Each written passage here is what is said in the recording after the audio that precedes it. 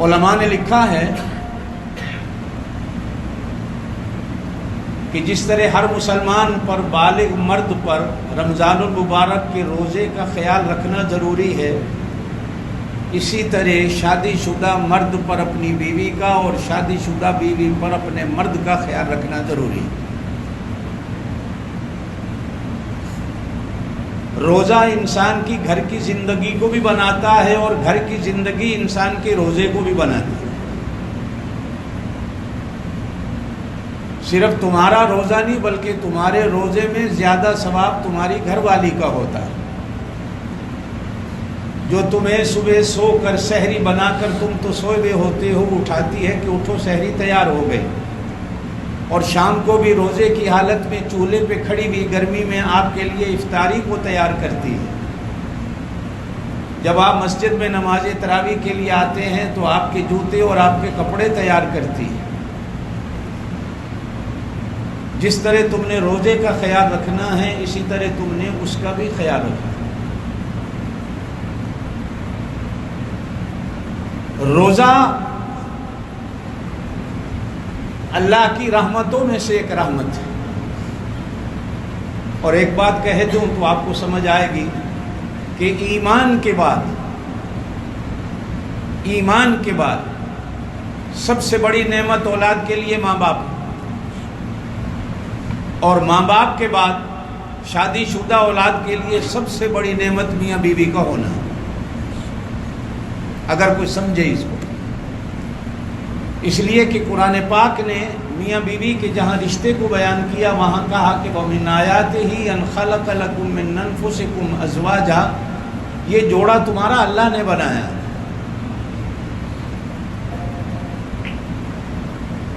اللہ جہاں چاہتے ہیں انسان کا جوڑ بنا دیتے ہیں، اور فرمایا کہ یہ بنایا کیوں؟ لِتَسْكُنُوا إِلَيْهَا، تاکہ تم دونوں کو اس رشتے سے سکون ملے۔ وَجَعَلَ بَيْنَكُمْ مَوَدَّةً وَرَحْمَةً، اور اس رشتے میں اللہ پاک نے پیار اور محبت کا ایک جہان آباد کیا۔ تمہارا پیار اور محبت ہوگا تو تمہاری اولاد کا ہوگا، تمہارا پیار اور محبت ہوگا تو دونوں خاندانوں کا ہوگا، دونوں خاندانوں کا ملاپ ہوگا تو معاشرے میں جوڑ پیدا ہوگا، معاشرے میں جوڑ پیدا ہوگا تو امت میں جوڑ پیدا ہوگا۔ جس طرح کہا گیا کہ آدم علیہ السلام جنت میں اکیلے تھے جب اللہ نے بنایا، ایک دن پریشانی کی حالت میں دوپہر کو آدم علیہ السلام جنت میں آرام فرما رہے تھے، سو کر جو اٹھے تو اللہ پاک نے بائیں پسلی جو دل کے قریب ہے، اللہ پاک نے اس پسلی سے حضرت حوا کو، جو آدم علیہ السلام کی اہلیہ ہیں، بیوی ہیں، گھر والی ہیں، ہم سب کی اماں ہیں، اللہ پاک نے ان کو پیدا کر دیا۔ آدم علیہ السلام جب اٹھے تو بستر پر دیکھا کہ ایک اور پڑا ہوا ہے کوئی جاندار، حیران ہو کر کہا اللہ یہ کیا ہے؟ میں سویا تھا، اکیلا تھا، یہ کون ہے؟ اللہ پاک نے فرمایا لِتَسْكُنُوا إِلَيْهَا، تمہارے سکون کے لیے۔ وَجَعَلَ بَيْنَكُمْ مَوَدَّةً وَرَحْمَةً، قیامت تک آنے والی تمہاری اولاد میں محبتوں کے رشتوں کو بنانے اور پیدا کرنے کے لیے ہم نے یہ تیرا جوڑا بنا دیا، اور ایسا جوڑا ہے کہ اس کو جنت میں ساتھ رکھو۔ اللہ پاک نے آدم علیہ السلام کو جنت میں اکیلے نہیں رہنے دیا بلکہ اماں حوا کو بھی جنت میں ساتھ رکھا۔ گویا کہ حالانکہ جنت سکون کی جگہ ہے، جنت محبت کی جگہ ہے، پیار کی جگہ ہے، لیکن پھر بھی جنت میں بھی بیوی کا جوڑ اللہ پاک نے آدم علیہ السلام کا ساتھ رکھا، جس سے معلوم ہوتا ہے کہ صرف جنت نہیں بلکہ دنیا میں بھی شادی شدہ جوڑے کی جتنی عزت ہوتی ہے، جس کی شادی نہیں ہوئی بھی تھی اس کی اتنی عزت نہیں ہوتی۔ لوگ اس کو مکان کرائے پہ دینے پہ تیار ہوتے ہیں جو میاں بیوی ہوتا ہے، اکیلے کو مکان بھی کرائے پہ دینے پہ تیار کوئی نہیں ہوتا۔ میاں بیوی کا جوڑ گویا کہ انسان کے ساتھ جنت میں بھی رہے گا، یہ ایک عجیب جوڑ ہے۔ تو قرآن نے ارشاد فرمایا ہن لباس لکم، وہ تمہارا لباس ہے، تم ان کا لباس ہو۔ لباس کا مطلب کیا ہے آپ جانتے ہیں، لباس ہمارے جسم کے عیب کو چھپاتا ہے۔ بیوی وہ ہوتی ہے جو میاں کے عیب کو چھپائے، اور میاں وہ ہوتا ہے جو بیوی کے عیب کو چھپائے۔ وہ بیوی بیوی نہیں ہوتی جو لوگوں کے سامنے میاں کے عیبوں کو بیان کرے، اور وہ میاں میاں نہیں ہوتا جو لوگوں کے سامنے بیوی کے عیبوں کو بیان کرے۔ نمبر 2، لباس سے آدمی خوبصورت لگتا ہے۔ بیوی کے ساتھ آدمی اچھا لگتا ہے اور آدمی کے ساتھ اس کی بیوی اچھی لگتی ہے۔ ہن لباس لکم وانتم لباس لہن۔ لباس نہ ہو تو نماز بڑی مشکل سے ہوتی۔ نہ لباس لکم، وہ تمہارا لباس ہے، تم ان کا لباس۔ آدمی لباس کے لیے کتنے پیسے خرچ کرتا ہے، اپنی زیب و زینت لباس کے ساتھ۔ آج کل کمپنیاں بن گئی جن کا نام بڑا ہے، ان کے سوٹ کی قیمت بھی بڑی ہوتی۔ ہمارے ہاں تو آج کل درزی بھی سیتے ہیں تو 1000 روپے، 600 سے لے کر 1000 1200 تک سوٹ کی سلائی ہو گئی۔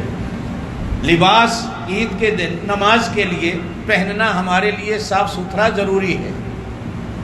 اللہ قرآن میں فرماتے ہیں کہ شادی شدہ بندے کے لیے بیوی اس کا لباس ہے، اور مرد بیوی کے لیے لباس۔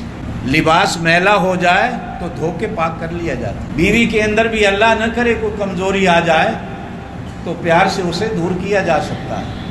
کپڑے کو کوئی میلا ہو جائے تو کینچی سے کاٹتا نہیں ہے۔ بیوی کے اندر اللہ نہ کرے کوئی کمزوری یا عیب آ جائے تو چھریاں یا کینچیاں لے کر اسے کاٹا نہیں جاتا، یا طلاق کے لفظ بول کر اسے گھر سے نہیں نکالا جاتا۔ اس کی بہتری کے طریقے سوچے جاتے ہیں۔ کپڑے دھونے کے لیے مشینیں آ گئیں، کپڑے دھونے کے لیے صابن آ گئے، کپڑے دھونے کے لیے کیا کیا چیزیں آ گئیں۔ تو اگر اخلاق میرا برا ہے یا میری بیوی کا برا ہے تو قرآن و سنت نے ان دونوں کے اخلاق کو سنوارنے کے بھی طریقے بتائے ہیں۔ یہ کوئی طریقہ نہیں ہوتا کہ آپ اس کو گھر سے بھگا دیں یا وہ آپ کو گھر سے بھگا دیں۔ ایک دوسرے کی میل اور کچیل کو دور کرنا ہے۔ بزرگان دین نے ایک واقعہ لکھا کہ بیچاری بیوی کھانے پکانے میں کمزور تھی۔ ایک دن کو کھانا غلط پک گیا تو میاں کے سامنے رکھا تو میاں نے چپ کر کے کھا لیا۔ بعد میں بیوی نے پوچھا کھانے میں کوئی کمی تو نظر نہیں آئی؟ کہا ہے تو صحیح، لیکن اتنے دن تو مجھے اچھا پکا کے کھلاتی ہے، اگر آج تیرے ہاتھ سے برا پک گیا تو کیا ہوا؟ میٹھا بھی تو ہی پکا کے کھلاتی ہے، اچھا ہی تو بھی پکا کے، کیا ہوا آج کمی آ گئی؟ حدیث کے اندر آتا ہے، کتابوں میں لکھا، علماء نے رات کو وہ سویا تو اللہ پاک کی طرف سے غیبانہ اسے الہام ہوا، آواز دی گئی کہ آج تو نے ہماری بندی کو معاف کر دیا ہے۔ اللہ کہتے ہیں ہم نے تیرے گناہوں کو معاف کر دیا۔ یہ چھوٹی چھوٹی باتیں یہ نہیں ہوتی کہ ہم کینچیاں اٹھا لیں، چھریاں اٹھا لیں، بندوقیں اٹھا لیں، ڈنڈے اٹھا لیں۔ اگر پیار کے ساتھ کپڑے کو پیار سے دھویا جاتا ہے، پیار سے سکھایا جاتا ہے، اسے پیار سے سیدھا کیا جاتا ہے، یہ میاں بیوی کا ایک ایسا رشتہ ہے، اللہ کرے ہمارے گھر آباد رہیں، آمین کہیں، کہ آپ انہیں اپنا لباس سمجھو اور وہ اپنے آپ کو تمہارا لباس سمجھو۔ جب دونوں اس طرح اپنے گھر کو چلائیں گے تو گھر آباد ہوتا ہے۔ گھر آباد ہونے سے پیار بڑھتا ہے، اولاد کے اندر، خاندان کے اندر، معاشرے کے اندر، پھر وہ معاشرہ پنپ کر امت بنتا۔ ٹکڑے ہوتا ہے تو وہ امت امت نہیں رہتی۔ امت کے لفظ کے اوپر شد ہے، امت، یہ دو میمیں تھیں، ایک محبت کی ایک مودت کی، دونوں میموں کو اللہ پاک نے جوڑ کر ایک کیا ہے۔ میاں بیوی جڑے، اولاد جڑتی ہے، اولاد جڑے تو خاندان